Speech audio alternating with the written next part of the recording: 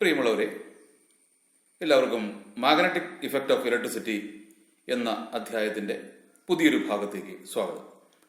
ഇന്നത്തെ ക്ലാസ്സിൽ നമ്മൾ ഡിസ്കസ് ചെയ്യാനായിട്ട് ഉദ്ദേശിക്കുന്നത് magnetic Lorentz force, Fleming's left hand rule, അതുപോലെ forces on a moving charge both in electric and magnetic field, അതുപോലെ ചാർജർ പാർട്ടിക്കിൾ, ആക്സിലറേറ്റർ ആയിട്ടുള്ള സൈക്ലോട്രോൺസ് എന്ന കാര്യങ്ങളാണ് ഈ ക്ലാസ്സിൽ നമ്മൾ ഡിസ്കസ് ചെയ്യാനായിട്ട് ഉദ്ദേശിക്കുന്നത്. നമുക്ക് നേരിട്ട് ക്ലാസ്സിലേക്ക് പ്രവേശിക്കാം. എച്ച് ലോറൻസ് എന്ന് പറയുന്ന ഒരു ഡച്ച് ഭൗതിക ശാസ്ത്രജ്ഞൻ ഇലക്ട്രിക് ചാർജസ് ഒരു മാഗ്നറ്റിക് ഫീൽഡിലൂടെ മൂവ് ചെയ്താൽ അതിലൊരു ഫോഴ്സ് അനുഭവപ്പെടുന്നുണ്ട് എന്ന് മനസ്സിലാക്കിയുണ്ടായി. ആ ഫോഴ്സിനെയാണ് മാഗ്നറ്റിക് ലോറൻസ് ഫോഴ്സ് എന്ന് വിളിക്കുന്നത്.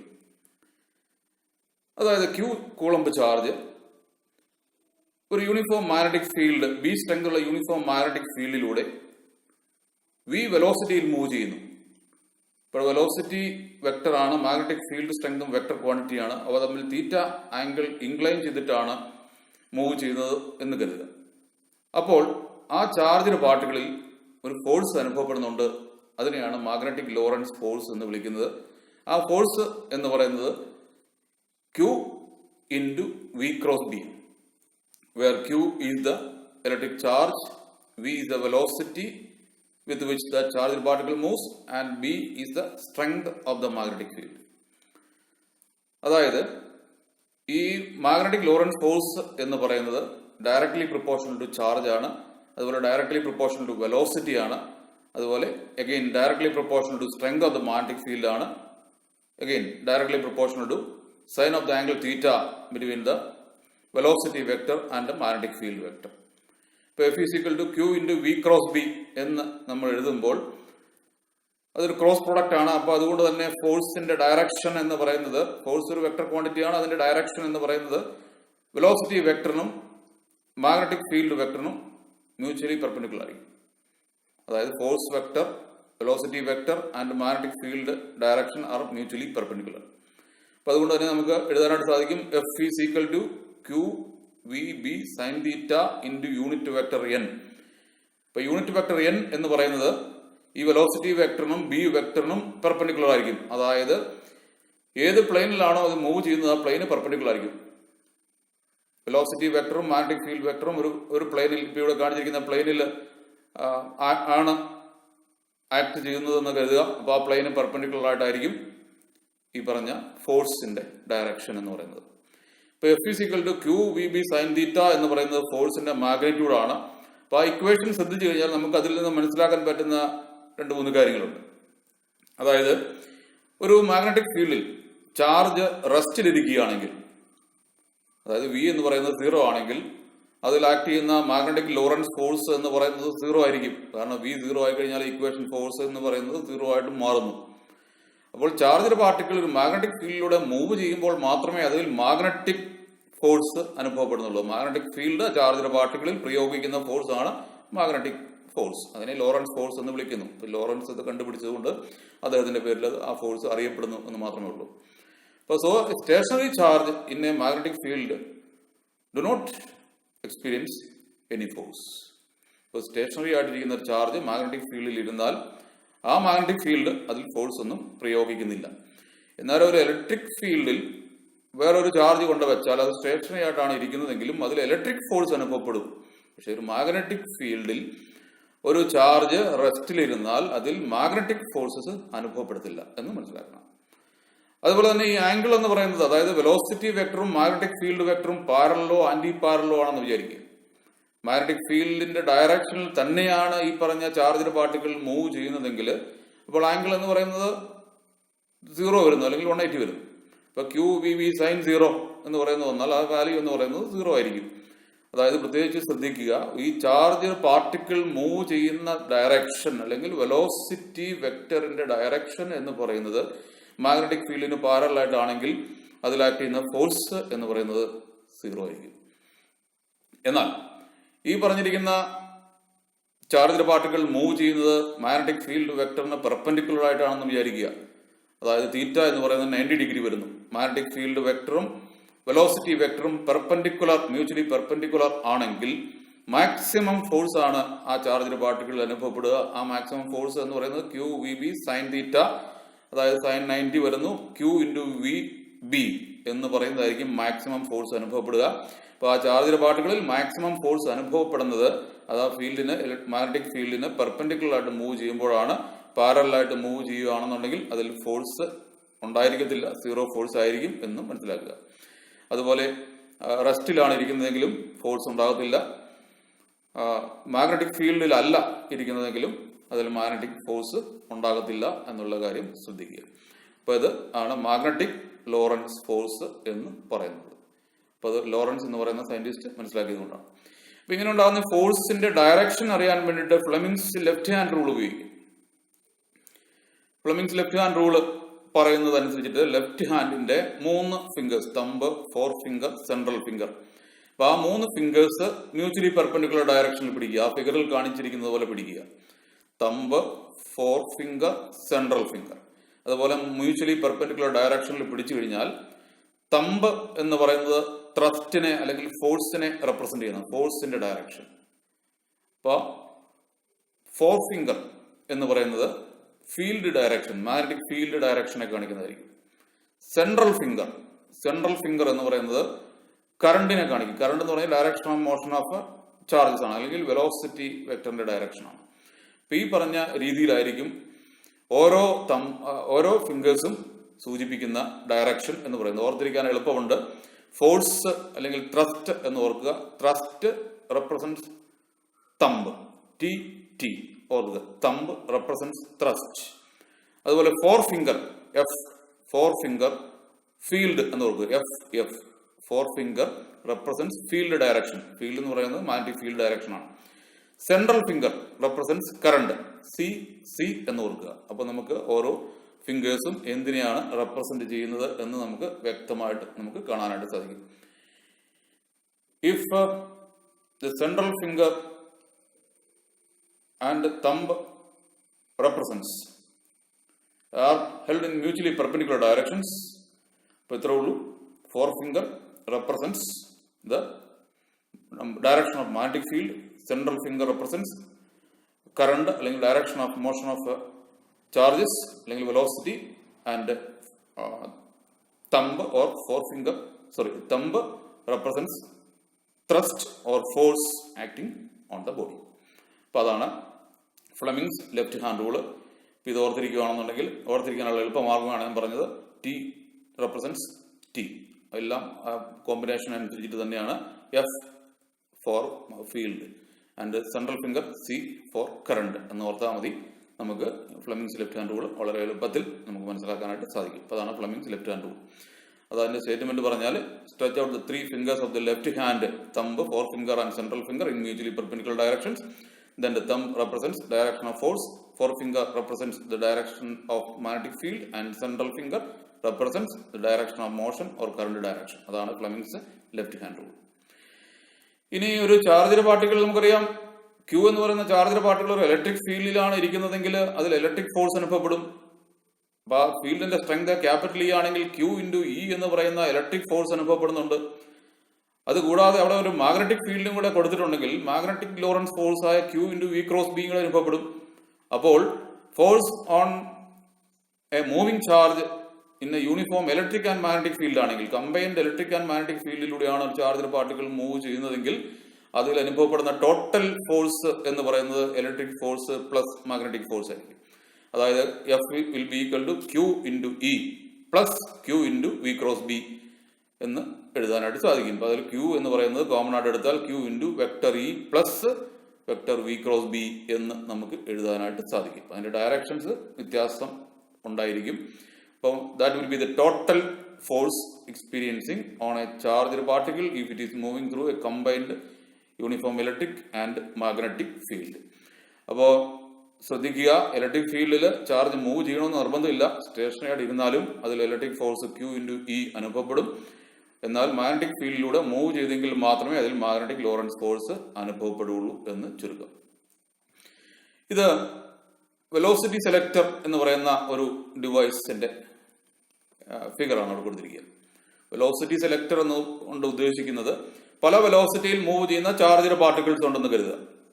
അതിൽ നിന്ന് ഒരു പ്രത്യേക വെലോസിറ്റിയിലുള്ള ചാർജ്ഡ് പാർട്ടിക്കിൾസിനെ മാത്രമായിട്ട് നമുക്ക് വേർതിരിച്ചെടുക്കണമെങ്കിൽ, അതായത് ഫിൽട്ടർ ചെയ്തെടുക്കണമെങ്കിൽ ഉപയോഗിക്കുന്ന ഒരു സംവിധാനമാണ് വെലോസിറ്റി സെലക്ടർ എന്ന് പറയുന്നത്.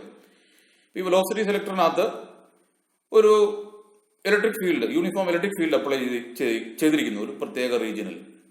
ഇപ്പൊ ഇവിടെ കൊടുത്തിരിക്കുന്ന രണ്ട് പ്ലേറ്റുകൾക്കിടയ്ക്ക് ഒരു ഇലക്ട്രിക് ഫീൽഡ് അപ്ലൈ ചെയ്തിട്ടുണ്ട്. ഇലക്ട്രിക് ഫീൽഡിന്റെ ഡയറക്ഷൻ അപ്വേർഡ് ഡയറക്ഷനിലെ നീല ആരോ കാണിച്ചിരിക്കുന്നത് ഇലക്ട്രിക് ഫീൽഡിന്റെ ഡയറക്ഷൻ ആണ്. അതുപോലെ ഇവിടെ ഒരു മാഗ്നറ്റിക് ഫീൽഡും അപ്ലൈ ചെയ്തിട്ടുണ്ട്. ഈ പ്ലെയിന് പെർപെൻഡിക്കുലർ ആയിട്ട് ഒരു മാഗ്നറ്റിക് ഫീൽഡും അപ്ലൈ ചെയ്തിട്ടുണ്ട്.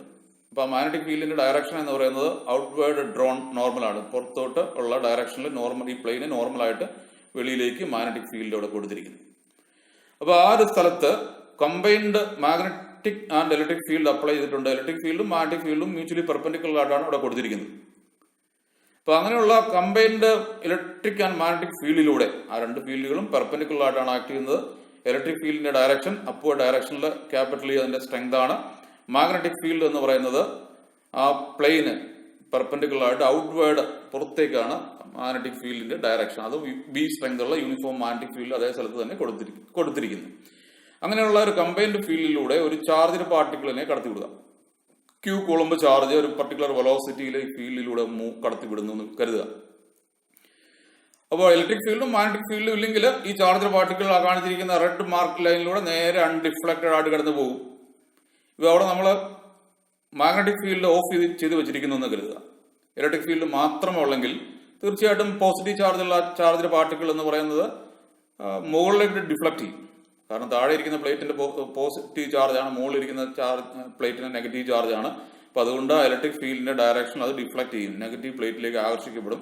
താഴത്തെ പോസിറ്റീവ് പ്ലേറ്റ് അതിനെ റിപ്പിൽ ചെയ്യുകയും ചെയ്യും. അപ്പോൾ ആ മുകളിൽ കാണിച്ചിരിക്കുന്ന ആ ലൈനിലേക്ക് അല്ലെങ്കിൽ ആ ഒരു പച്ച കർവ്ഡായിട്ട് അത് കടന്നു പോകും. മുകളിലേക്ക് അത് ഡിഫ്ലക്ട് ചെയ്യും ഈ ചാർജ്ഡ് പാർട്ടിക്കിൾ. അവിടെ ഇലക്ട്രിക് ഫീൽഡ് മാത്രമേ അപ്ലൈ ചെയ്തിട്ടുള്ളെങ്കിൽ. ആ ഇലക്ട്രിക് ഫീൽഡ് ഓഫ് ചെയ്തിട്ട് മാഗ്നറ്റിക് ഫീൽഡ് മാത്രം അപ്ലൈ ചെയ്തിരിക്കുന്നു എന്ന് കരുതുക.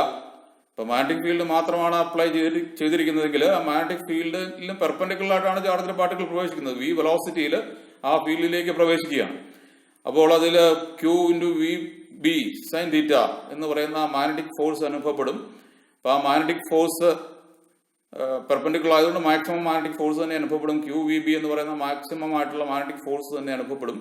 ആ ഫോഴ്സിന്റെ ഡയറക്ഷൻ എന്ന് പറയുന്നത് നമ്മൾ ഇപ്പോൾ പഠിച്ച ഫ്ലെമിങ്സ് ലെഫ്റ്റ് ഹാൻഡ് റൂൾ ഉപയോഗിക്കുകയാണെങ്കിൽ നേരെ ഡൗൺവേർഡ് ഡയറക്ഷനിലായിരിക്കും. ഇപ്പോൾ അവിടെ ചാർജ് മൂവ് ചെയ്യുന്നത് വലത്തേക്കാണ്.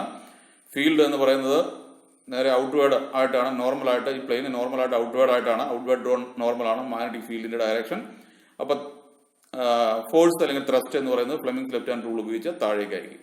അപ്പൊ അതായത് മാഗ്നറ്റിക് ഫീൽഡ് മാത്രമേ നമ്മൾ ഉപയോഗിക്കുന്നുള്ളെങ്കിൽ അതിന്റെ അർത്ഥം എന്ന് പറയുന്നത് ചാർജ്ഡ് പാർട്ടിക്കിൾ താഴേക്ക് ഡിഫ്ലക്ട് ചെയ്യും. ഇനി രണ്ടും കൂടെ നമ്മൾ അപ്ലൈ ചെയ്യാം. ഇലക്ട്രിക് ഫീൽഡും മാഗ്നറ്റിക് ഫീൽഡും കൂടെ അപ്ലൈ ചെയ്യുന്നു.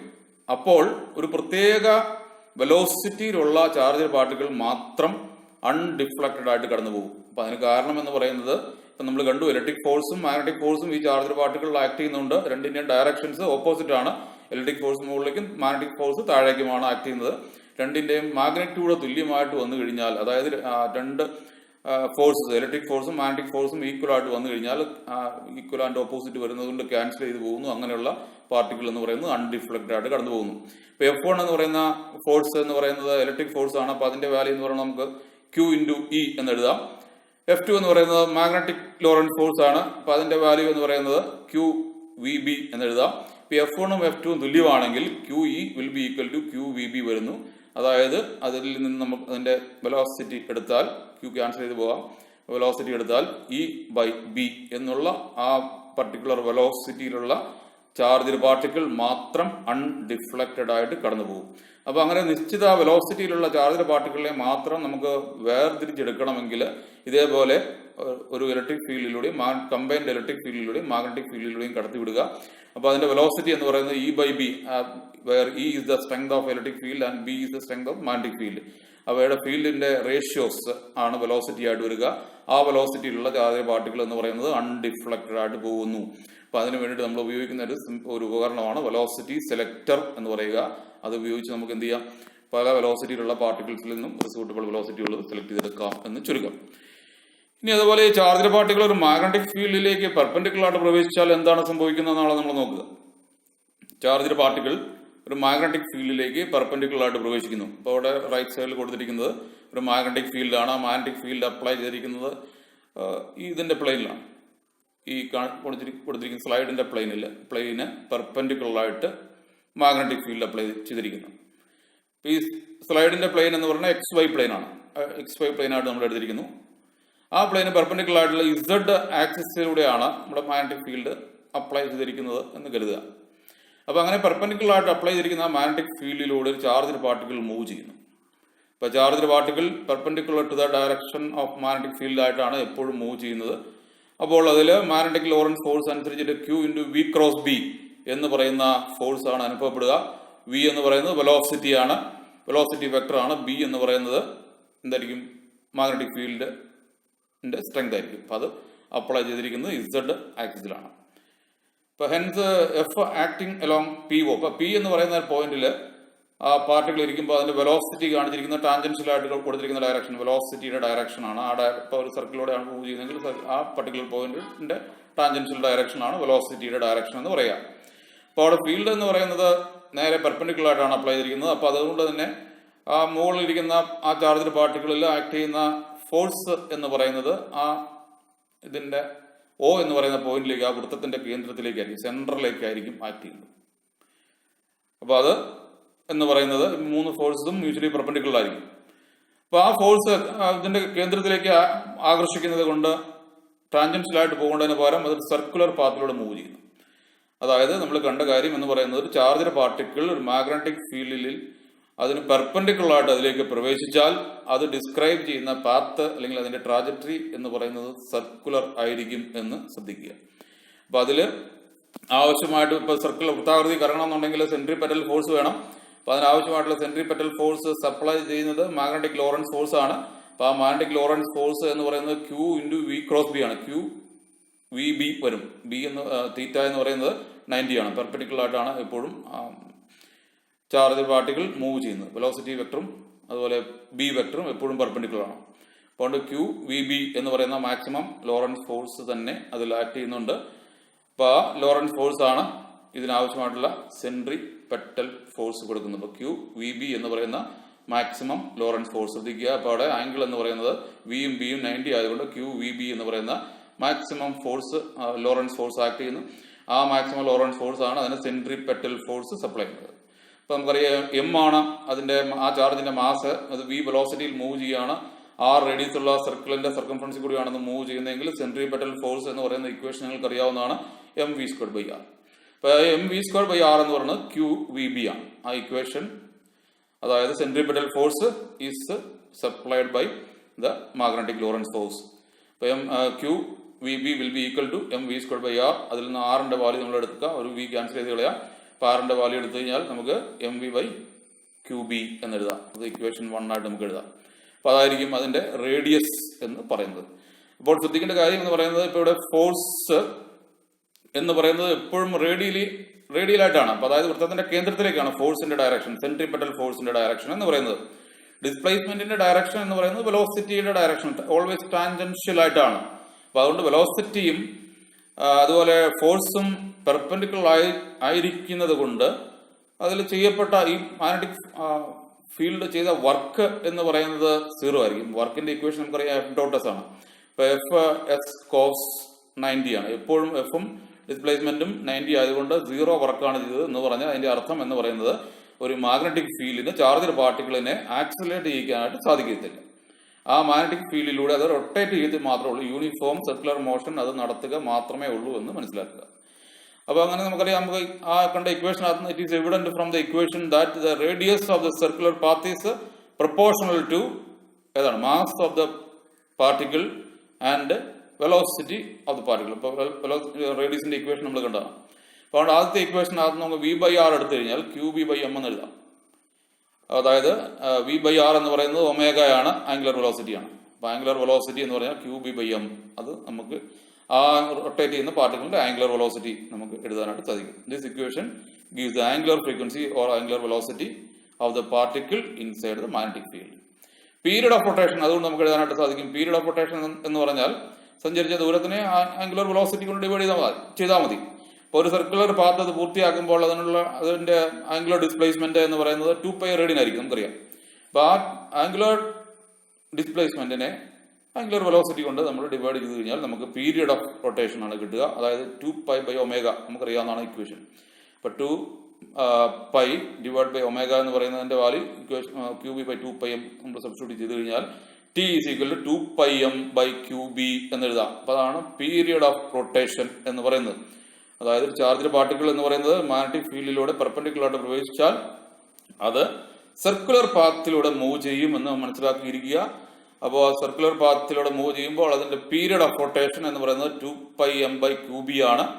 ഇത് ശ്രദ്ധിച്ചാൽ മനസ്സിലാക്കാൻ പറ്റുന്ന കാര്യം എന്ന് പറയുന്നത് it is evident that the angular frequency and period of rotation, angular frequency ആയാലും പീരിയഡ് ഓഫ് റൊട്ടേഷൻ ആയാലും in the magnetic field do not depend upon velocity. ഏത് വെലോസിറ്റിയിലാണ് മൂവ് ചെയ്യുന്നത് എന്നുള്ളത് പ്രശ്നമല്ല, അതിനെ ഡിപ്പെൻഡ് ചെയ്യുന്നില്ല എന്ന് ചുരുക്കം. വെലോസിറ്റിനെ ഡിപ്പെൻഡ് ചെയ്യുന്നില്ല, അതുപോലെ തന്നെ അതിന്റെ റേഡിയസിനെയും ഡിപ്പെൻഡ് ചെയ്യുന്നില്ല. അപ്പൊ അതൊരു കോൺസ്റ്റന്റ് ആയിരിക്കും എന്ന് നമുക്ക് മനസ്സിലാക്കാനായിട്ട് സാധിക്കും. കാരണം m എന്ന് പറയുന്നത് mass of the charge particle ആണ്, അതൊരു കോൺസ്റ്റന്റ് ആണ്, ചാർജും മാറുന്നില്ല. യൂണിഫോം ഫീൽഡിലാണ് വെച്ചിരിക്കുന്നതെങ്കിൽ പീരിയഡ് എന്ന് പറയുന്നത് എപ്പോഴും കോൺസ്റ്റന്റ് ആയിരിക്കും. ഒരു കോൺസ്റ്റന്റ്, അതായത് യൂണിഫോം സർക്കുലർ മോഷൻ ആയിരിക്കും ആ ചാർജ് പാർട്ടിക്കിൾ നടത്തുന്നത് എന്ന് ചുരുക്കം.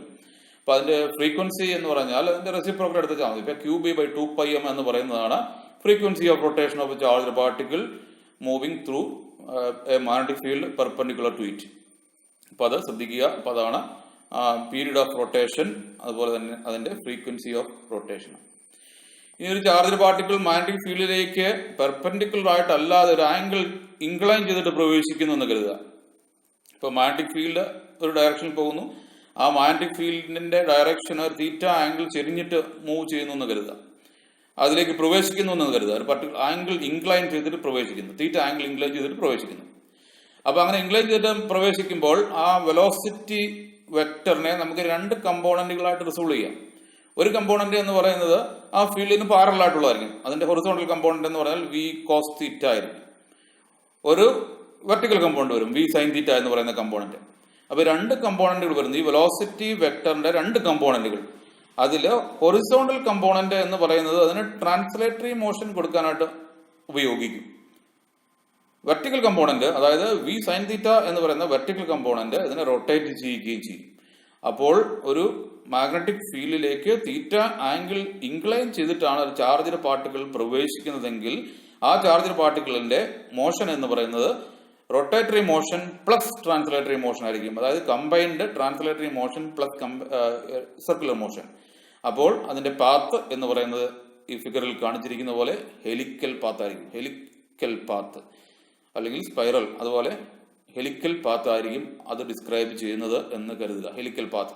While the charged particle travels in a helical path, it may enter a region where magnetic field is not uniform. Magnetic field uniform അല്ലെങ്കിൽ ആ മാഗ്നറ്റിക് ഫീൽഡിലേക്ക് ഒരു തീറ്റ ആംഗിൾ ഇൻക്ലൈൻ ചെയ്തിട്ടാണ് പ്രവേശിക്കുന്നതെങ്കിലും ഈ path traversed by the charged particle will be helical. അത് ശ്രദ്ധിക്കുക.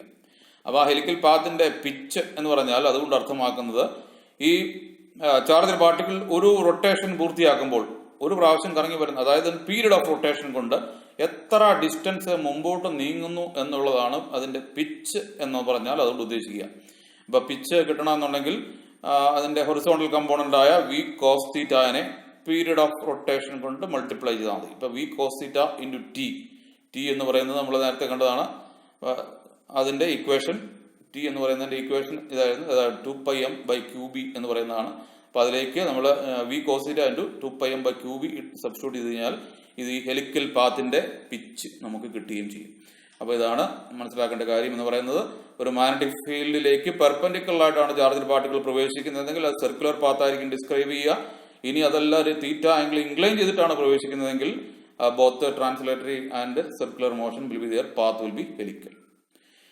ഈ പറഞ്ഞത് ഈ തത്വത്തിനെ ആസ്പദമാക്കി, അതായത് ഒരു മാഗ്നറ്റിക് ഫീൽഡിൽ പെർപെൻഡിക്കുലർ ആയിട്ട് ചാർജ്ഡ് പാർട്ടിക്കിൾ പ്രവേശിച്ചാൽ അത് സർക്കുലർ പാത്ത് ആയിരിക്കും ഡിസ്ക്രൈബ് ചെയ്യുക എന്നുള്ള തത്വത്തെ ആസ്പദമാക്കി വർക്ക് ചെയ്യുന്ന ഒരു ഡിവൈസ് ആണ് സൈക്ലോട്രോൺ എന്ന് പറയുന്നത്.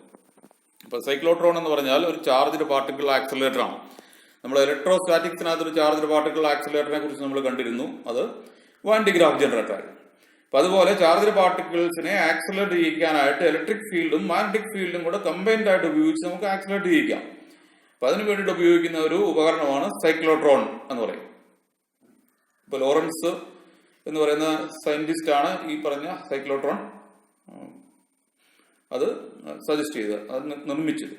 ഇപ്പൊ സൈക്ലോട്രോൺ എന്ന് പറഞ്ഞാൽ അതിന്റെ വർക്കിംഗ്, അതിന്റെ തിയറിയെ കുറിച്ചുമാണ് നമ്മൾ കാണുക. അത് പ്രധാനപ്പെട്ടതാണ്, ബോർഡ് എക്സാമിന് ചോദിക്കാവുന്നതാണ്. ഇപ്പൊ സൈക്ലോട്രോൺ എന്ന് പറയുമ്പോൾ അതിന്റെ പാർട്സ് നമുക്ക് ആദ്യം നോക്കാം. അപ്പൊ അതിന് പ്രധാനപ്പെട്ട പാർട്സ് എന്ന് പറയുന്നത് 2 ഡിസ്കുകളാണ്. മെറ്റാലിക് ആയിട്ടുള്ള, ഹോളോ ആയിട്ടുള്ള, മെറ്റാലിക് ആണ്, ഹോളോ ആണ്, സെമി സർക്കുലർ ഡിസ്കുകളാണ്. ഇപ്പൊ അവിടെ പച്ച ലെഫ്റ്റ് സൈഡിൽ അതിന്റെ ബ്ലോക്ക് ഡയഗ്രം കാണിച്ചിരിക്കുന്നു. ഇപ്പൊ 2 പച്ച ഷേപ്പിൽ കാണിച്ചിരിക്കുന്ന 2 ഡിസ്കുകളാണ് D1 D2 എന്ന് പറയുന്ന 2 ഡിസ്കുകൾ. അതിന്റെ ക്രോസ് സെക്ഷൻ വലതേക്ക് മാറ്റി കാണിച്ചിട്ടുണ്ട്. D1 D2 എന്ന് പറയുന്ന 2 മെറ്റാലിക് ഹോളോ ആണ്, സെമി സർക്കിൾ അർദ്ധവൃത്താകൃതിയിലുള്ള 2 ഡിസ്കുകളാണ്. അതിനെ നമ്മൾ ഡീസ് എന്ന് വിളിക്കും. ഡിയുടെ ഷേപ്പിലിരിക്കുന്നതുകൊണ്ട് ഡീസ് എന്ന് വിളിക്കുന്നതെന്ന് മാത്രമേ ഉള്ളൂ. ആ 2 ഡിസ്കുകൾ വളരെ ചെറിയൊരു അകലത്തിൽ വെച്ചിരിക്കുന്നു. അപ്പൊ അവ തമ്മിൽ ഇടയ്ക്ക് ഒരു ചെറിയ സ്പേസ് ഉണ്ട്.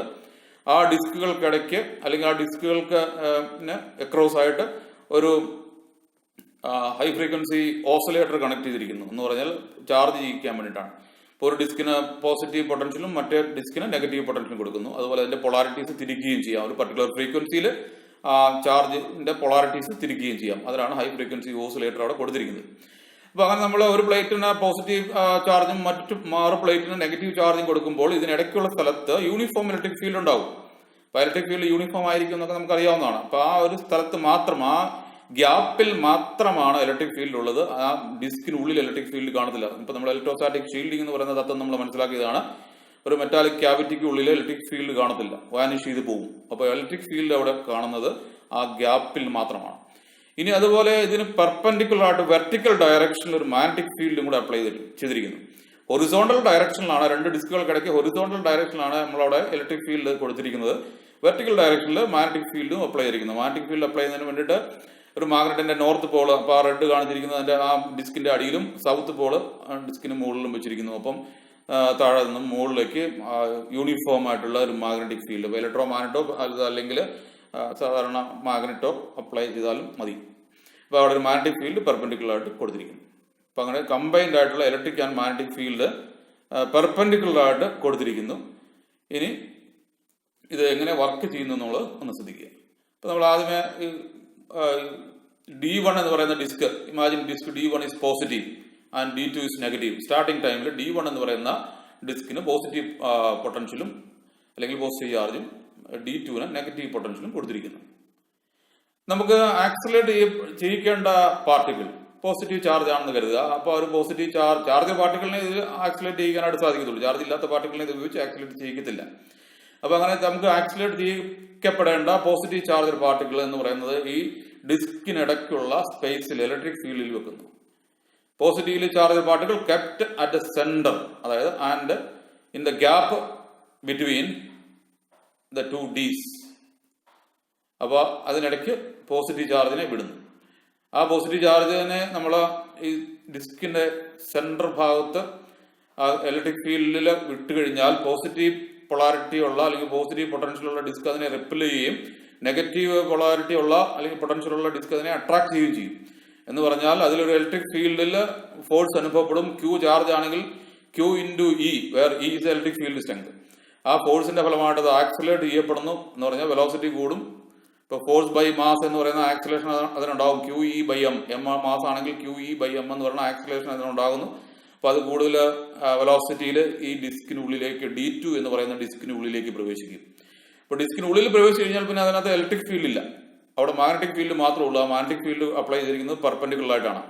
അപ്പോൾ മാഗ്നറ്റിക് ഫീൽഡിന് പെർപെൻഡിക്കുലർ ആയിട്ട് ചാർജ് പാർട്ടിക്കിൾ പ്രവേശിച്ചാൽ ഇപ്പോൾ നമ്മൾ കണ്ടു കഴിഞ്ഞുള്ളത് സർക്കുലർ പാത്ത് ഡിസ്ക്രൈബ് ചെയ്യും.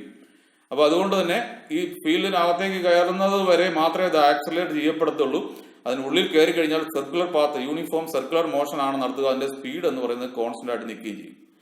അതായത് ഡിസ്ക് ഗെറ്റ് ആക്സിലറേറ്റഡ് ടുവേഴ്സ് D2ലേക്ക് കയറുന്നു. Due to the perpendicular magnetic field and according to the Fleming's left hand rule the charges gets deflected and describe semi circular path. അതായത് circular path അതിലെ പകുതി semi circular path describe ചെയ്യുന്നു. അപ്പൊ അങ്ങനെ അത് ആ ഡിസ്ക് D2-ൽ പ്രവേശിച്ചത് സെമി സർക്കുലർ പാത്ത് ഡിസ്ക്രൈബ് ചെയ്ത് D2-ൽ നിന്ന് ഇറങ്ങി പോകാനായിട്ട് തുടങ്ങുന്ന സമയത്ത് പൊളാരിറ്റീസ് റിവേഴ്സ് ചെയ്യപ്പെടുന്നു.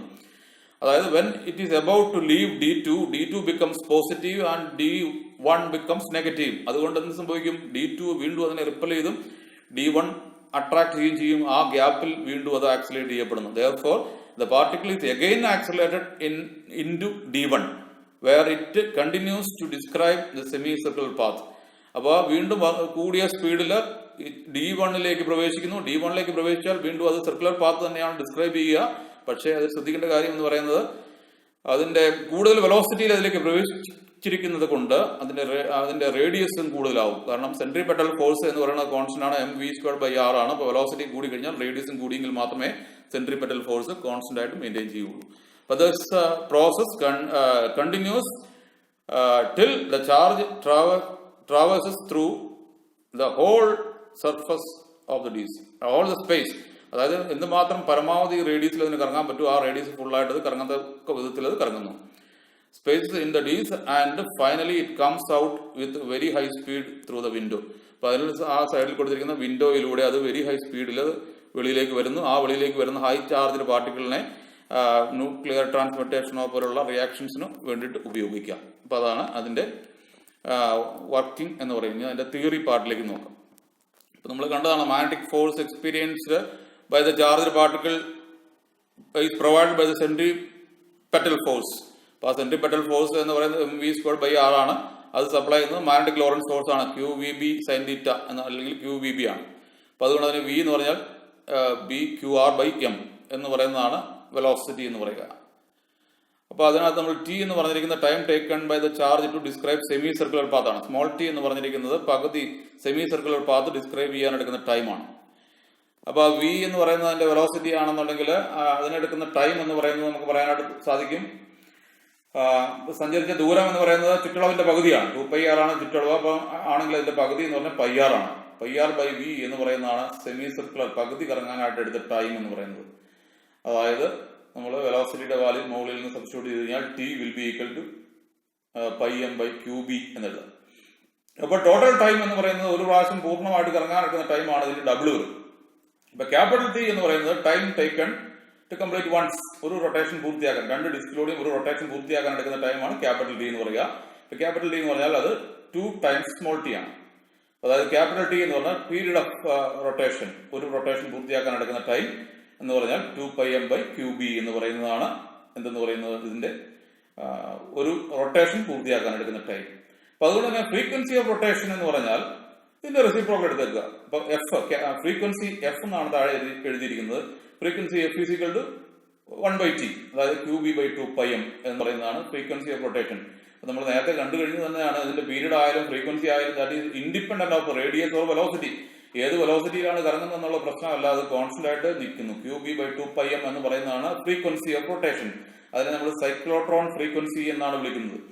ആ ചാർജ്ഡ് പാർട്ടിക്കിൾ റൊട്ടേറ്റ് ചെയ്യുന്ന ഫ്രീക്വൻസിനെയാണ് നമ്മൾ സൈക്ലോട്രോൺ ഫ്രീക്വൻസി എന്ന് പറയുന്നത്. qb/2πm എന്ന് പറയുന്ന സൈക്ലോട്രോൺ ഫ്രീക്വൻസിയിലാണ് ഇത് റൊട്ടേറ്റ് ചെയ്യുന്നത്. അപ്പോൾ ഈ qb/2πm എന്ന് പറയുന്ന സൈക്ലോട്രോൺ ഫ്രീക്വൻസി തന്നെ ആയിരിക്കണം നമ്മുടെ ആ ഓസിലേറ്ററിന്റെ ഫ്രീക്വൻസി. ഹൈ ഫ്രീക്വൻസി ഓസിലേറ്റർ അവിടെ കണക്ട് ചെയ്തിട്ടുണ്ടെന്ന് ഞാൻ പറഞ്ഞു, രണ്ട് ഡിസ്കുകൾക്കിടയ്ക്ക്. അതേ സെയിം ഫ്രീക്വൻസിയിൽ തന്നെ ആയിരിക്കണം അതിന്റെ ഇലക്ട്രിക് പൊട്ടൻഷ്യലും ചേഞ്ച് ചെയ്യുന്നത്. ഈ രണ്ട് ഫ്രീക്വൻസികൾ സിങ്ക്രണസ് ആയിരിക്കണം എന്ന് പറഞ്ഞാൽ ഒരേപോലെ പോകണം, അതല്ലെങ്കിൽ ഇത് വർക്ക് ചെയ്തില്ല. അതായത് period of frequency of rotation of the charged particle കറങ്ങുന്ന ഫ്രീക്വൻസി അല്ലെങ്കിൽ സൈക്ലോട്രോൺ ഫ്രീക്വൻസിയും ഇതിൽ ആ രണ്ട് ഡിസ്കുകൾക്കിടയ്ക്ക് നമ്മൾ അപ്ലൈ ചെയ്തിരിക്കുന്ന ഇലക്ട്രിക് പൊട്ടൻഷ്യൽ ചേഞ്ച് ചെയ്യുന്ന ഇലക്ട്രിക് ഫീൽഡ് വേരി ചെയ്യുന്ന ഫ്രീക്വൻസിയും ഒരേപോലെ ആയിരിക്കണം, സിങ്ക്രണസ് ആയിരിക്കണം. അപ്പോഴാണ് ഈ ഡിവൈസ് വർക്ക് ചെയ്യുന്നത്. ഇപ്പൊ സൈക്ലോട്രോൺ ഫ്രീക്വൻസി ശ്രദ്ധിക്കുക, അതിന്റെ ഇക്വേഷൻ qb/2πm എന്ന് പറയുന്നത് ഫ്രീക്വൻസിയാണ്. അപ്പോൾ ഇതിന്റെ കൈനറ്റിക് എനർജി എന്ന് പറയുന്നത് നമുക്കറിയാം ½ ആണ്.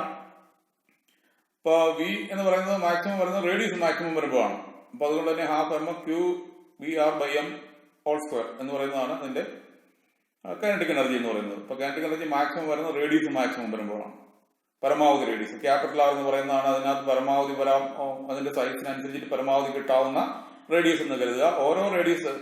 ഓരോ റൊട്ടേഷൻ കഴിയും തോറും റേഡിയസ് കൂടി വരുന്നു എന്ന് ഞാൻ പറഞ്ഞു. കാരണം വെലോസിറ്റി കൂടുന്നത് കൊണ്ട് സെൻട്രിപെറ്റൽ ഫോഴ്സ് കോൺസ്റ്റന്റ് ആയിട്ട് മെയിൻറ്റെയിൻ ചെയ്യണമെങ്കിൽ റേഡിയസ് കൂടിയേ പറ്റുള്ളൂ.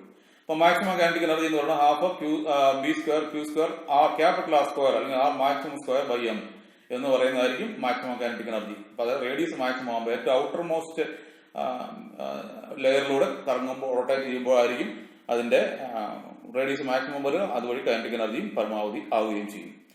The expression for the time period and cyclotron frequency means only when M remains constant. ഇത് മാസ് എന്ന് പറയുന്നത് കോൺസ്റ്റന്റ് ആയിട്ട് നിൽക്കണം എന്നുള്ളതാണ് ഇതിന്റെ ഒരു കണ്ടീഷൻ എന്ന് പറയുന്നത്. Other quantities are already constant. ഇതിനകത്ത് expression for time period QB/2πm എന്ന് പറയുന്ന ഓർബിറ്റൽ ഫ്രീക്വൻസിയോ പീരീഡോ അത് അതിനകത്ത് മാസ് മാത്രമാണ് ചേഞ്ച് ചെയ്യാനായിട്ടുള്ള സാധ്യതയുള്ളത്. മാസ് ചേഞ്ച് ചെയ്യുന്നത് ഐൻസ്റ്റീന്റെ തിയറി ഓഫ് റിലേറ്റിവിറ്റി അനുസരിച്ചിട്ട് മാസ് ഇൻക്രീസ് ചെയ്യും. അതായത് ഒരു പാർട്ടിക്കിൾ എന്ന് പറയുന്നത് ലാർജ് വെലോസിറ്റി, ലൈറ്റിന്റെ വെലോസിറ്റിയോട് അടുത്തുള്ള ഒരു വെലോസിറ്റിയിൽ മൂവ് ചെയ്യാനായിട്ട് ആരംഭിച്ചു കഴിഞ്ഞാൽ അതിന്റെ മാസ് ഇൻക്രീസ് ചെയ്യും. അതാണ് ഐൻസ്റ്റീന്റെ തിയറി ഓഫ് റിലേറ്റിവിറ്റി പറയുന്നത്. Mass varies with velocity.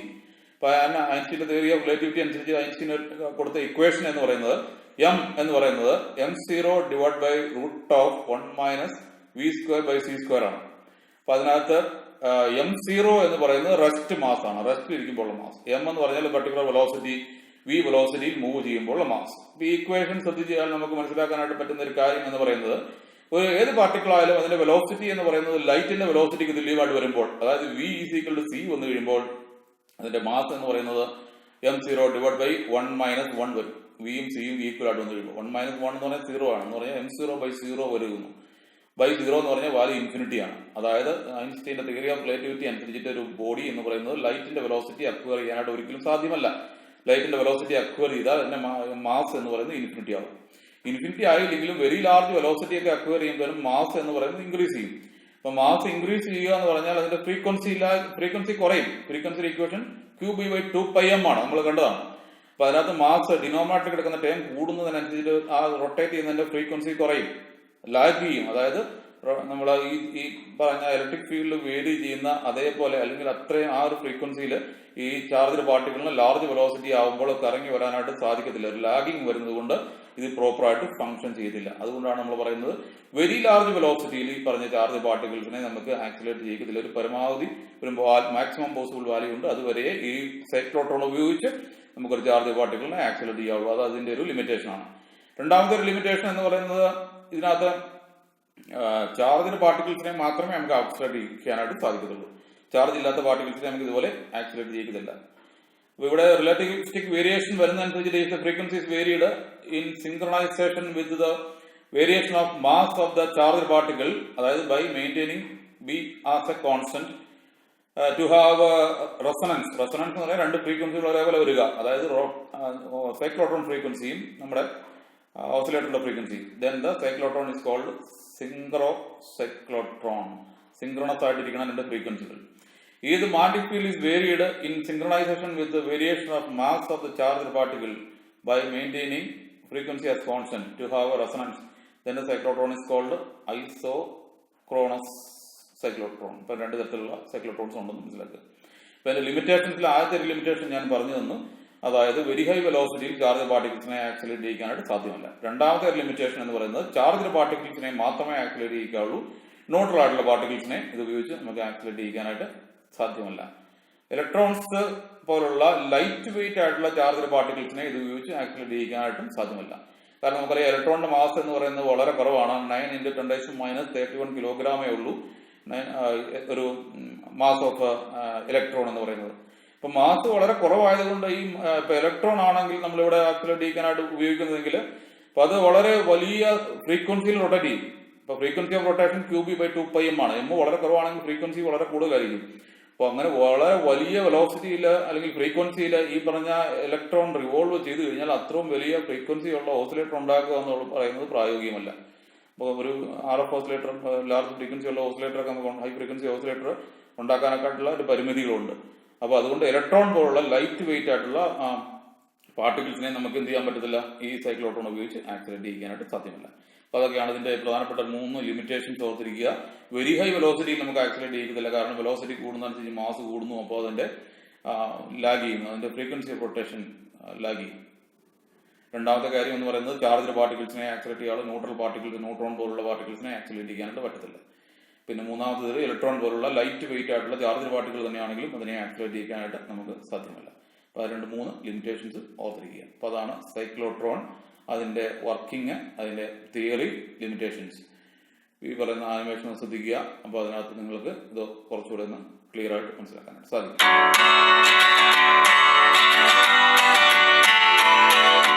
Cyclotron is a device developed by E.O. Lawrence and M.S. Livingston in 1934. It is used to accelerate charged particles like protons and neutrons. This results in production of high energy charged particle. In nuclear physics, such energized particles are used to bombard nuclei, causing nuclear reactions. A positively charged particle can be accelerated to high energy with the help of an oscillating electric field by making it cross the same electric field time and again with the use of a strong magnetic field.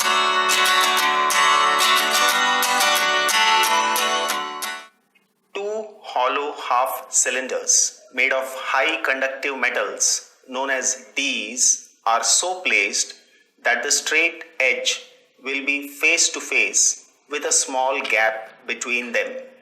Now these two Ds are connected to two terminals of an alternating voltage source, an oscillator. It would help in changing polarity.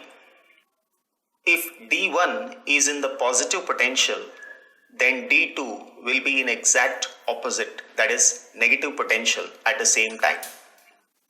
In this way, they would be oscillating and an electric field would be created between them. One electromagnet is kept below the two Ds and one electromagnet is kept above the Ds. Bottom electromagnet will have north pole above and top electromagnet will have south pole below.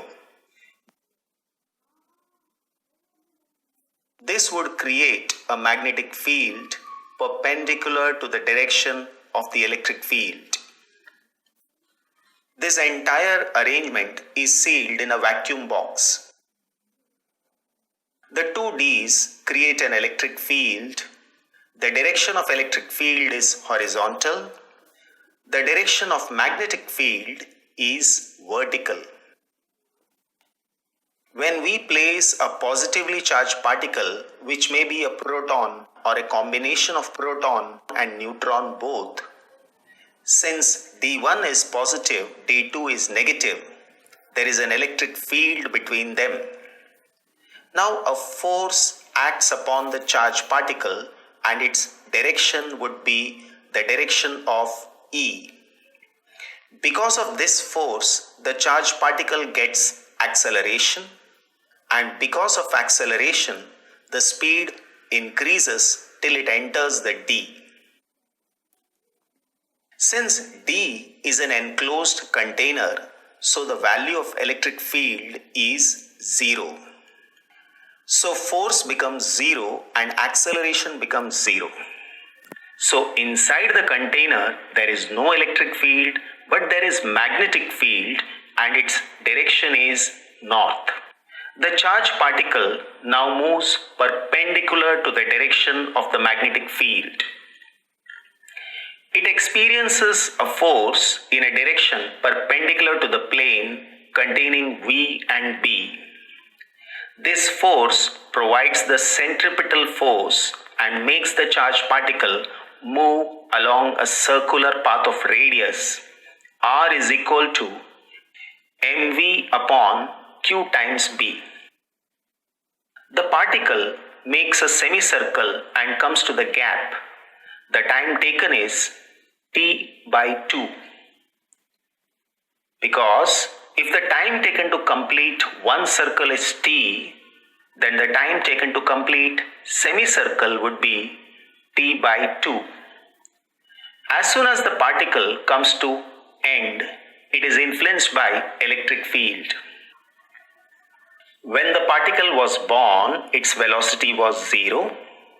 When it enters the D, its velocity is v, and it is constant because the magnetic field cannot change the velocity.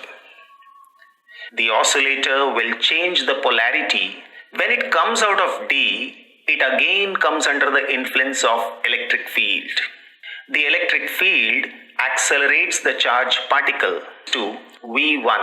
When it enters D2, the velocity would remain constant. Now D2 becomes positive and D1 becomes negative. When it comes out of D, it again comes under the influence of electric field. The electric field accelerates the charged particle. The particle would now move from D2 to D1 because its velocity would increase to V2. When it enters D1 again, the velocity would remain constant because the magnetic field cannot change the velocity, but the particle would make a greater semicircle because it is coming inside the D with a greater velocity. When it comes out of D, it comes under the influence of electric field. Once again, the electric field accelerates the charged particle, and now the velocity becomes V3. In this way, the particle moves in a circular path, and with each circle, the velocity of the charged particle increases. If the velocity of a charged particle increases, the radius of the charged particle would also increase. Finally, when the particle has no more space to grow in radius, it is thrown out through a window. With such a high velocity, the particle has high energy and it hits the target. ഇതേ രീതിയിലാണ് ഒരു cyclotron work ചെയ്യുന്നത്. അപ്പോൾ അതിൻ്റെ theory പാർട്ടും അതുപോലെ തന്നെ working ചെയ്യുന്നത് എങ്ങനെയാണെന്നും ശ്രദ്ധിക്കുക. അപ്പോൾ നമ്മൾ ഇന്നത്തെ ക്ലാസ്സിൽ നമ്മൾ മുഖ്യമായിട്ടും കണ്ടത് പ്രധാനമായും നമ്മൾ കണ്ട കാര്യങ്ങളെന്ന് പറയുന്നത് മാഗ്നറ്റിക് ലോറൻസ് ഫോഴ്സിനെ കുറിച്ചാണ്. ഒരു ചാർജ് പാർട്ടിക്കിൾ മാഗ്നറ്റിക് ഫീൽഡിലൂടെ മൂവ് ചെയ്താൽ അതിൽ ഫോഴ്സ് അനുഭവപ്പെടുന്നു. അതിനെ മാഗ്നറ്റിക് ലോറൻസ് ഫോഴ്സ് എന്ന് വിളിക്കുന്നു. അതുപോലെ അതിൻ്റെ ഡയറക്ഷൻ അറിയുന്നതിന് വേണ്ടി ഫ്ലെമിങ്സ് ലെഫ്റ്റ് ഹാൻഡ് റൂൾ ഉപയോഗിക്കാം. ഒരു ചാർജ് പാർട്ടിക്കിൾ മാഗ്നറ്റിക് ഫീൽഡിൽ പെർപെൻഡിക്കുലർ ആയിട്ടാണ് പ്രവേശിക്കുന്നതെങ്കിൽ അത് സർക്കുലർ പാത്ത് ആയിരിക്കും ഡിസ്ക്രൈബ് ചെയ്യുക. അപ്പോൾ അത് constant period uniform circular motion നടത്തും. ആക്സിലറേറ്റ് ചെയ്യപ്പെടത്തില്ല. മാഗ്നറ്റിക് ഫീൽഡിന് അതിനെ ആക്സിലറേറ്റ് ചെയ്യിക്കാനായിട്ട് സാധ്യമല്ല. ഇലക്ട്രിക് ഫീൽഡ് ഉപയോഗിച്ചാണ് ആക്സിലറേറ്റ് ചെയ്യുന്നത്. ഒരു combined electric and magnetic field ഉപയോഗിച്ച് നമ്മൾ സൈക്ലോട്രോൺ എന്ന് പറയുന്ന ചാർജ്ഡ് പാർട്ടിക്കിൾ ആക്സിലേറ്ററിൻ്റെ തത്വം നമ്മൾ മനസ്സിലാക്കി. അതിൻ്റെ വർക്കിങ്ങും തിയറിയും മനസ്സിലാക്കി. അപ്പോൾ ഇത്തരം കാര്യങ്ങളാണ് നമ്മൾ കണ്ടത്. വളരെ പ്രധാനപ്പെട്ട കാര്യങ്ങളാണ്. ശ്രദ്ധിച്ച് മനസ്സിലാക്കി പഠിക്കുക. Thanks for your watching, your attention. Have a nice day. Thank you.